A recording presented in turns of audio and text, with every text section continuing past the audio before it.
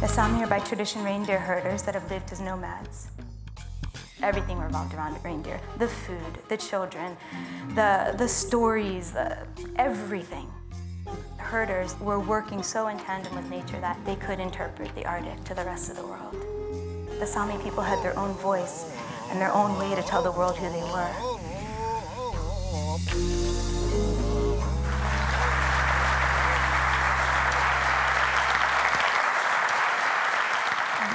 I'm going to open tonight with a journal entry.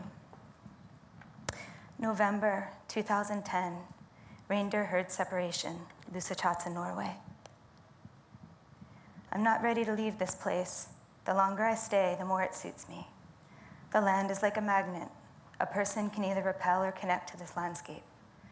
I woke up this morning and the lavo closest to ours revealed it had snowed all night. It was covered like a white sugar almond that one might have received as a wedding favor. But as this world becomes more real to me, the other fades away. I came here to find people if when the land speaks could interpret its language. I came here in search of silence so that I could begin to hear again. I am now more a stranger in my own home than here. So tonight I want to take you to the Scandinavian Arctic, where I encountered the Sami people. The Sami are by tradition reindeer herders that have lived as nomads. Today, they're considered the indigenous group of Europe. To create this body of work, I lived there for 4 years and worked as a biga. A biga is a woman in Sami culture that would go and live with a family of reindeer herders. She would help with the children. She would help cook and clean. She would also travel with the herders when they were with the reindeer. She would help slaughter the reindeer and basically anything that needed to be done. But first, let's watch a small video. This ran with my article in 2011.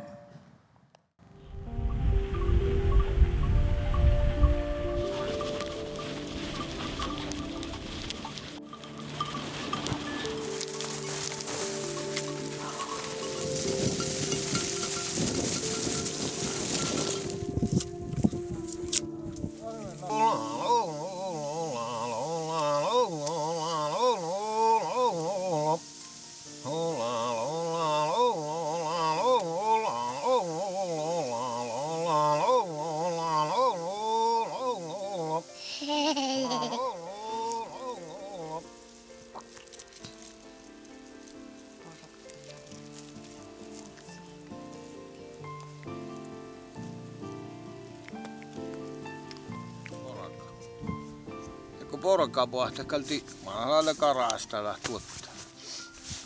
Karasta. Muotta. Koko porukka lähti tiimaalla. Tällä vasaa auki.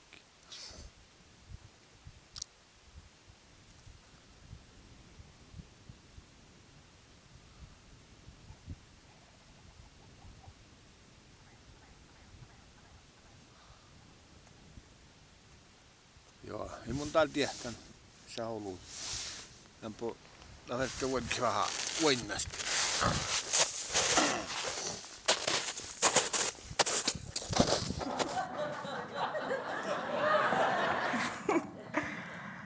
So, the Sami homeland is called Sami, but maybe many people here have heard it referred to as Lapland. It ranges today in 4 countries, Norway, Sweden, Finland, and Russia. But the majority of my work was done in Norway and Sweden, where you see the gray dots, Jokkmokk, Järvari, Haro, and Gourtegeno. Today, there's approximately between 80,000 to 100,000 Sami, but only 10% of them are actively involved in reindeer herding. So, my journey began in 2007. I had a few email correspondence with a Sami woman. I wrote her a letter and said I was interested in learning about traditional medicine in the Arctic landscape. And she invited me to come and stay with her for several weeks. And so I did. And when I got there, she made a few things really clear to me. One was that the Sami people had their own voice and their own way to tell the world who they were. They didn't need someone coming from the outside and telling them who they were. And the other was, but if you want to learn who we are, then you need to stay here for a long time. And I said, well, you know, I've worked on my last project over 8 years. And she said, well, that's great. And so kind of set the scene for this. So she said, why don't you go visit my husband? He's a reindeer herder. And she goes, but I think he's hunting moose right now. And she drew a map on a napkin, and she said, just follow this map and you'll find him. And so, okay. So I drove about an hour to a railroad tracks. That was like the main marker on the map.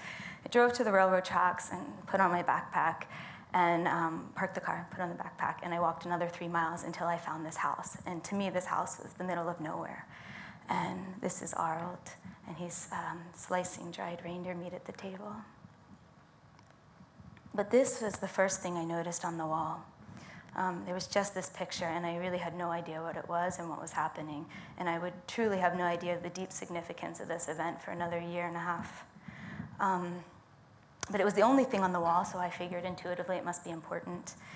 And it's a reindeer calf that's being marked in the ear. The ear mark shows the ownership. And in Scandinavia today, the majority of reindeer are owned.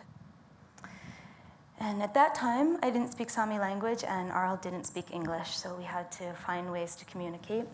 And the first thing he did was come up to me, and he had me smell his watch band. He kind of put it up to my nose, and I said, oh, and it smelled like you just slaughtered an animal. And that was his way of saying, well, you know, we actually did shoot a moose. Why don't you come out and we'll show it to you?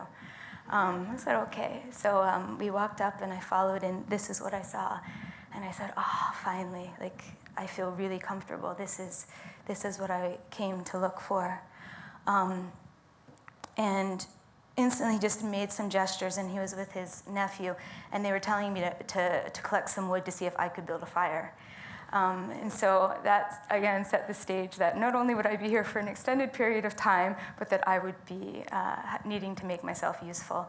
It wasn't that the Sami people needed my help by any means, but they really also didn't need someone standing around doing nothing.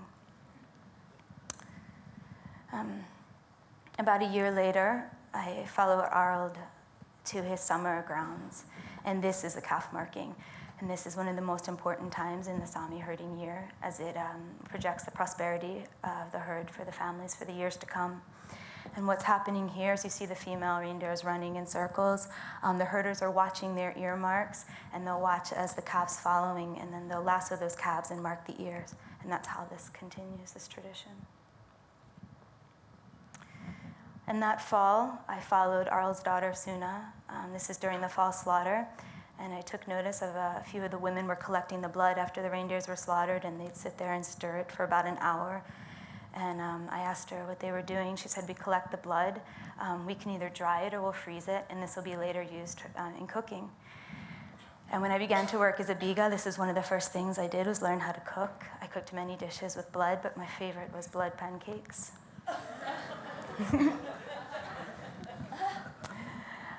The first year and a half, though, I went back and forth from New York to Sami, trying to find ways to stay there, get visas, how I could live in one person's home, just logistically how this was going to work. When I would go back and forth, I thought of the images I was making as impressions, my impressions of what I was seeing there. And this reindeer skin hanging on the side, this is a site of a shed, but there would be houses. Every kind of Sami village just had skins and skins on houses after house after house.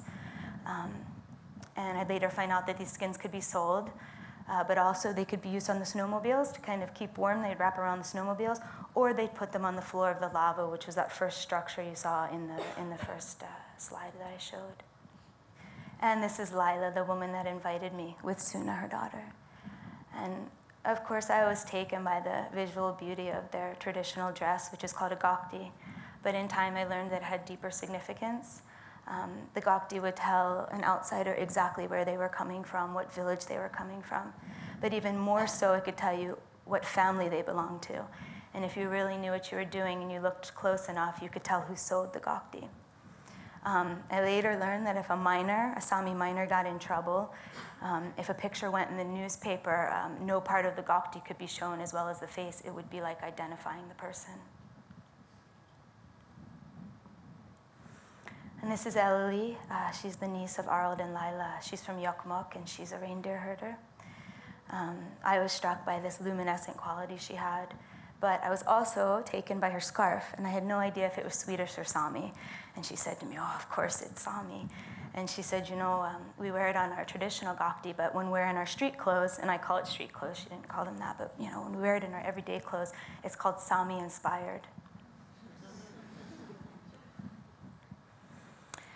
And finally, I made my way to Gotegeno. Gotegeno is considered it's just, if you want to say, sort of the Sami capital. 98% of the people speak Sami language.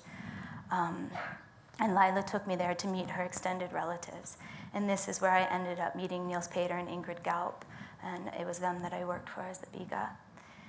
And Niels Pater comes from a long lineage of reindeer herders.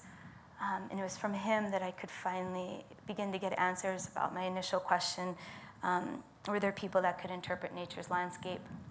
And not only did the Sami language itself have deep and rich vocabulary to describe the natural world, but herders were working so in tandem with nature that, in fact, they could interpret the Arctic to the rest of the world. Another thing in this image, I think it was the first time I had experienced where I could see no horizon line. I just kept looking around, and it was like you couldn't, the focal point was this. And this is Niels Pater and Ingrid's main house. And I say main house because many herders have a house in their summer grounds and a house in their winter grounds where the reindeer are in the summer, where the reindeer are in the winter, and then they have a main house. And this is where I mostly lived and worked. And one day I had been out all day, most likely with the herd and with Niels Pater, and I came in and I saw this sitting on the table, and I thought, okay. And they told me it was so cold outside that they couldn't cut the meat up outside. It was freezing, so they had to bring it in. So of course I run downstairs and I get my camera, I come back up, and everyone's laughing. They're like, oh my gosh, again, she's taking pictures. This is every day. What is she taking a picture of? And so I was like, I have to get this picture. Okay. And then about a year later, I came across the same scene. I had been out all day, probably with the reindeer, and I came in, and the calf was sitting on the table, and I thought to myself, oh my gosh, I've got to get some food. I've been out all day, and I made myself some soup, and I sat down, and I started eating. And Ingrid raced and got her camera, and she came back, and she took this picture, and she said, well, now you're a part of the everyday. I think it felt really good, but at the same time, it made me think, wow, what's my perspective now? What does that mean? And then I realized that I could make pictures like this. That's what it meant. This is Niels Pater and his herding dog, Gideo. And for them, this is what would be considered the ultimate herder's perspective. You can see the entire herd in the background. You can see what weather's coming in, if there's reindeer missing, if there's predators, if there's food.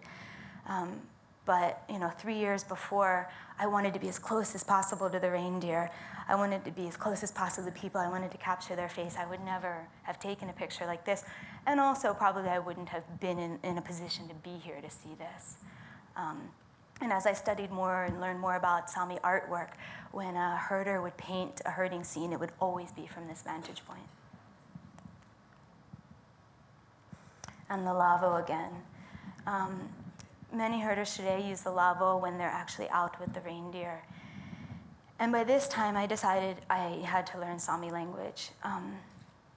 And in Thought-provoking, like I said, 98% of the people speak Sami, so I was surrounded with it all the time. But there's also something called Sami Alaskola, or Sami University.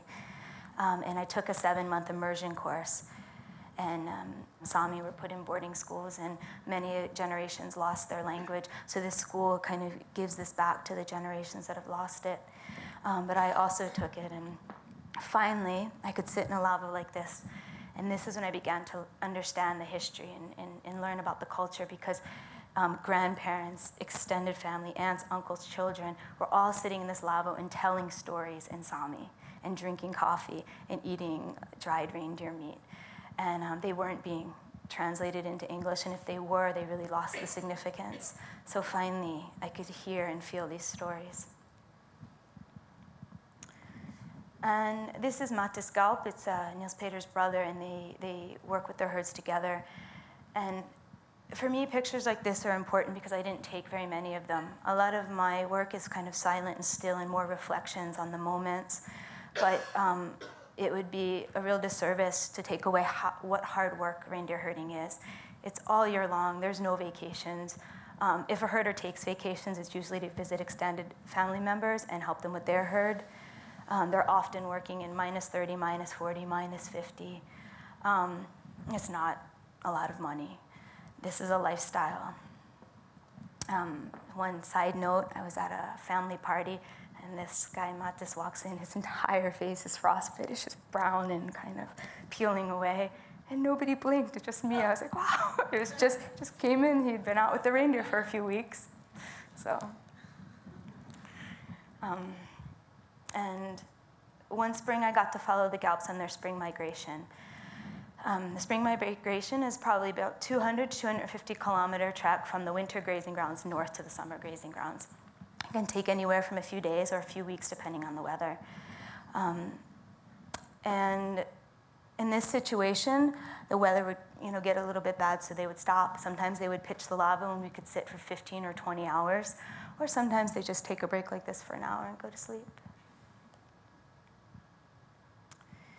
And this is how I saw the herd on that migration. And again, I just remember the migration itself is very meditative, just kind of going and going, and you don't see very much, you just see the herd. And I saw this and I realized, wow, my only focal point are reindeer. And that extended to many years. It wasn't just today and this time and in that moment. I realized I had been living in a bubble of reindeer for like years. And in the best way. I mean, everything revolved, with the herding families that I lived with, everything revolved around reindeer. The food, the children, the stories, everything had to do with reindeer. And this picture is really important to me because this is Niels Pater sitting with his herd. And actually today the herds are a lot more wild than they used to be because of things like snowmobiles and helicopters, which a lot of herders use. They're not physically with the herds the way they used to be. They used to ski with the herds or walk with the herds, so the herd was more tame.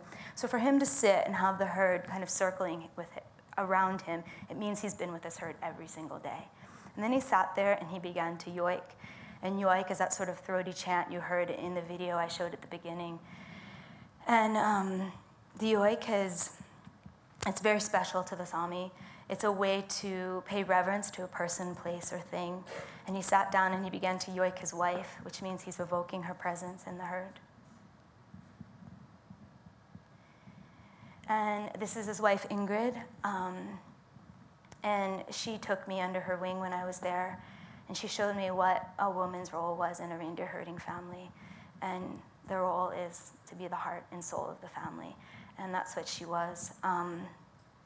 And just like Arnold in the very beginning that had me build a fire, Ingrid did the same thing. She had me cook. If she went out to cut grass, which she's doing here, I would go out and cut grass. And she's cutting grass. It'll later be dried. It'll be put in shoes in the wintertime. And she swears this is warmer than synthetic material. And this is skin, reindeer skin. And Ingrid taught me how to work with skin, how to take the hair off, how to dry it, how to later make a bark concoction which would preserve the skin, and then also how to sew with it. When I was 6 months pregnant, I went back and we sewed shoes for my son, which is a tradition. And these are not my son's shoes. But these are reindeer shoes, but this has the hair on it. So these would be shoes that are used in the winter. These are for female, and these would be for a fancy, very dressy occasion. It would be used with the gokti. But this style of the toe being curled up would be on men or women's shoes, and it comes from the old days when they used to lock into the skis with it. This is Ellen Ingrid. This is the granddaughter of Niels Pater and Ingrid. And this would be like similar to a Native American cradle board. And you can see here the wood's been covered with this skin that's finally been preserved by the bark. A lot of the women today use these for the children. And this is Ingrid and her youngest daughter, Sarah, in Alavo. And this is during their calf marking. And I followed them. We were here for a couple weeks. We set up the lavo and we went inside, and you can see those skins that I showed you in the beginning on the shed. They're on the ground, they're sitting. They set up the fireplace, and she cooked coffee. And she sat down, and all she said to me, she said, "This is home. This is what home is." This is Johan. He's a young herder from Sweden, and I spent a couple of weeks with him. And I asked him, what is herding to you? What are you going to do? What are you going to be? And he said, herding is everything. I've learned this from my uncles, I've learned it from my aunts, I've learned it from my mother. I am a reindeer herder. But to be a reindeer herder today, it's very, very difficult. I won't be able to just be a reindeer herder. I will have to take another job. Just the cost of the gas and in the equipment. Reindeer herding is an economic way of life. It's regulated by the EU. But what he was telling me is that young reindeer herders, they can continue, but they will have to take other work. And this is Sven. I spent a lot of time with Sven. He came to visit me in New York. He's 70. He's been reindeer herding his entire life. And I'm going to end on another journal entry. Today we came across 2 women reindeer that while fighting locked horns. Unable to unlock, they starved to death. I watched Sven as he approached the scene. He seemed forlorn and lost in thought. I only took a few pictures. It struck me how a man close to 70 that had been a reindeer herder his entire life could be so sad. I could only imagine how many reindeer he had slaughtered in his lifetime, and that this cycle of life and death would seem so natural. When I asked him, he said that they had suffered. He estimated it took them 3 days or so to die of starvation and cold, and this is what bothered him. He looked at the earmark to see whom they belonged to. One was his and one was his cousin. He separated their locked horns, cut them off, and brought them home to give as a keepsake. Thank you.